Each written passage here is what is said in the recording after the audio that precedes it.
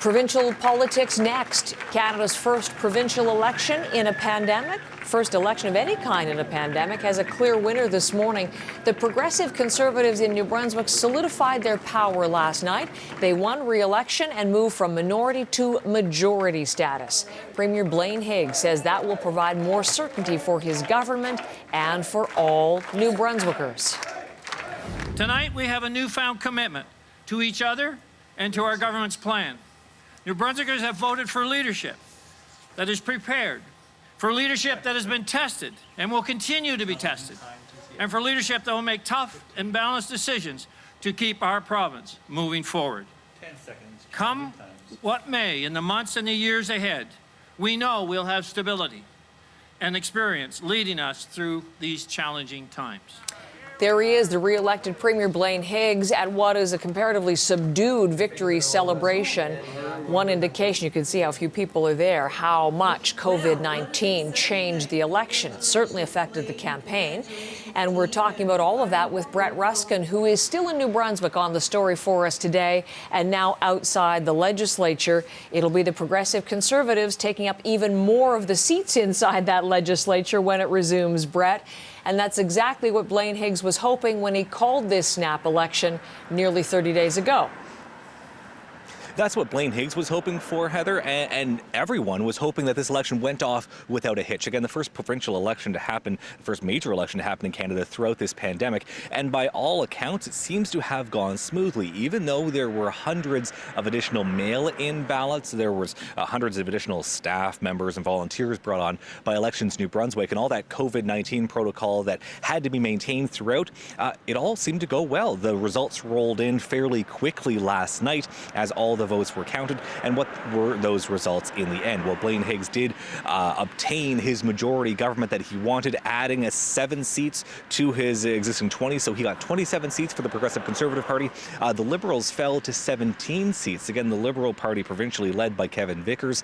He took responsibility, took ownership over this loss of seats that he experienced, that his party experienced. And here's what he had to say as he made his announcement that he is stepping down now as leader of the Provincial Liberal Party.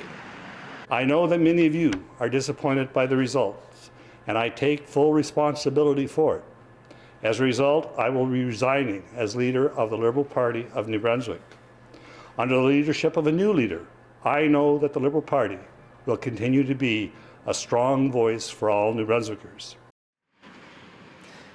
And now, among those, members of the Legislative Assembly that were elected, we've seen a record number of women elected. And so, as the New Brunswick, CBC New Brunswick provincial affairs reporter Jacques Petrot pointed out last night, it is feasible that Blaine Higgs could build a cabinet that has gender parity. It is yet to be seen exactly what his cabinet is going to be, or if it will have that gender parity that we saw in previous federal cabinets. So, lots of decisions facing Blaine Higgs, but he does have his majority government now. Heather. So yes, these are the moves that we'll be watching closely. We certainly watch this election closely, Brett, for all of the reasons that you have outlined. But what specifically, I'm thinking from the federal level and in other provinces, what have other governments learned and other political officials learned about holding an election during a pandemic?